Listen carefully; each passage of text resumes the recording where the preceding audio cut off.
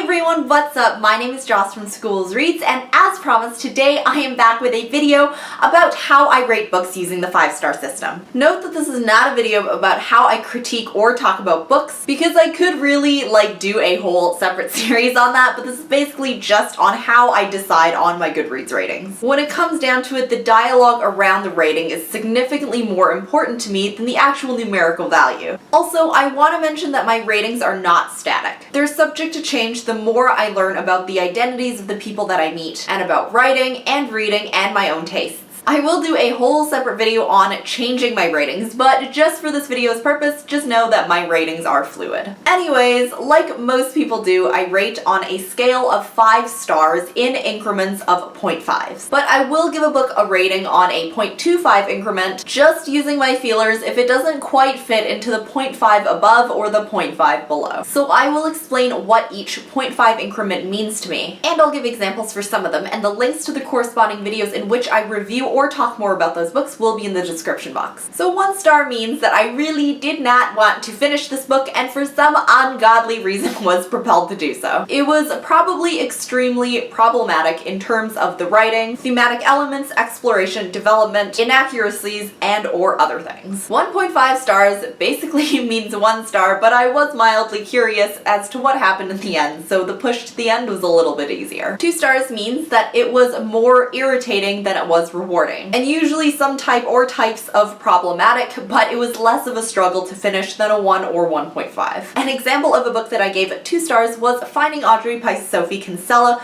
which I reviewed in my Rainbowthon wrap-up. The issues that I found were with the practice that the mental health professional presented, the extreme lack of fleshing out of the main triggering incident, and the lack of depth of the characters, which made them seem more like caricatures. 2.5 stars means passable, but somewhere along the lines of not rewarding, and most likely will donate when I finish it. 3 stars means satisfactory, and usually when I close the book I say, that was alright. I wouldn't say a 3-star book is not rewarding, but I also would not say that I got a ton out of it. So 3.5 stars is a solid recommendation, and if I don't rate a book 3.5 stars or more, I probably won't recommend it. There are usually things that are just not my taste but are not offensive. For example, if the author used a writing style that I did not feel suited the tone of the overall book, but didn't take away from it, some important issues that I thought were not developed as much as they could have been, or if the tropes or the approach of the book was nothing new but it was done well. 3.5 means that I can pretty confidently say this book wasn't totally for me, but it can totally be for you.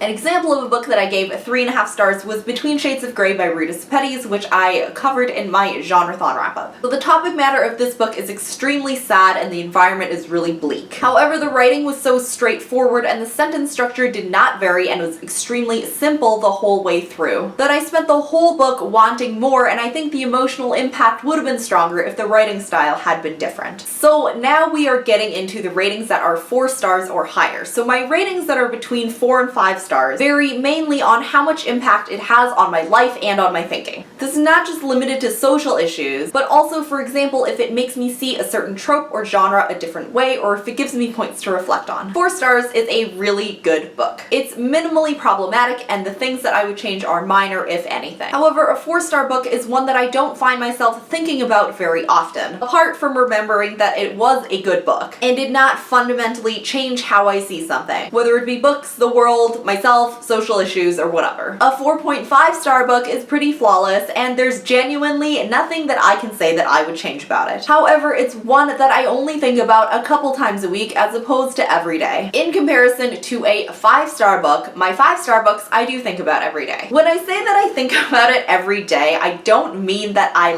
sit there by myself at my desk and contemplate life. Which, I mean, if you've been with me for a while, you'd probably suspect that I do anyways, and you wouldn't be wrong. But this is not that kind of thinking about it. It means that in my daily events and interactions, when I do or say a certain thing, I may think about the way that a character interacted in that book or an event in that book in a fleeting manner. But it's something that I have incorporated into my life, whether it is is at that present moment after I'm done reading the book, or if it's something that develops over time. In 5-star books, I also get the certain drop in my stomach, whether that be from anger, sadness, or jubilation. It is just that kind of like roller coastery feeling. I can safely say that all of my 5-star books have given me that feeling. So for example, I gave What We Saw by Aaron Hartzler 4.5 stars, and I covered this in my February wrap-up. I did not think that there was anything wrong with this book. However, it's not something that I think about every day, nor did it fundamentally change how I think about things. When I see a sexual assault case on the news, or when I hear about one, especially in that age group, I do think about the events and messages in What We Saw. In comparison, I rated Jane Steele by Litsy the full 5 stars, which I did a full video review for. It changed the way that I see multi-dimensional characters and raised my standards for character complexity, and serves as a jumping point from which I can come back to when I am unsure about the complexity of characters in a book that I'm trying to rate. Sometimes the issues in Jane Steele also come up every day when I come across issues in feminism, crime, or the Victorian times. It also added to my knowledge base of the Anglo-Sikh War, which before reading Jane Steele I had a minimal knowledge of. This in turn added to my views of systemic racism. Plus, when I was reading it, I did feel that stomach drop a significant number of times, so I can very safely say that this is a 5-star book. Something that is super important to note for me is that some of my 4.5 to 5-star rated books actually start out as a 3.75 or 4-star. If I find myself incorporating or thinking about the events and themes more and more as time goes on, it can definitely become a 4.5 or a 5-star book,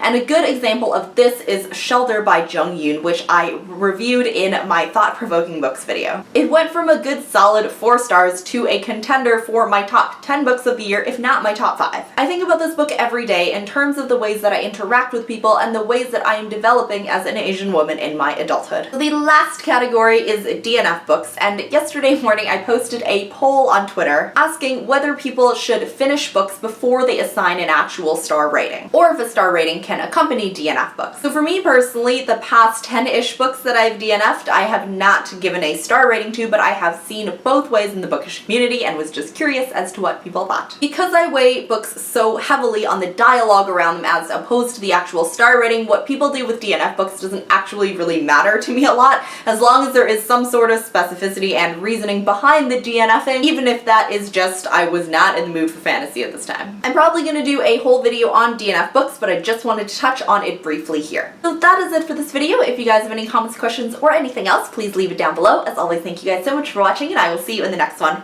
Bye!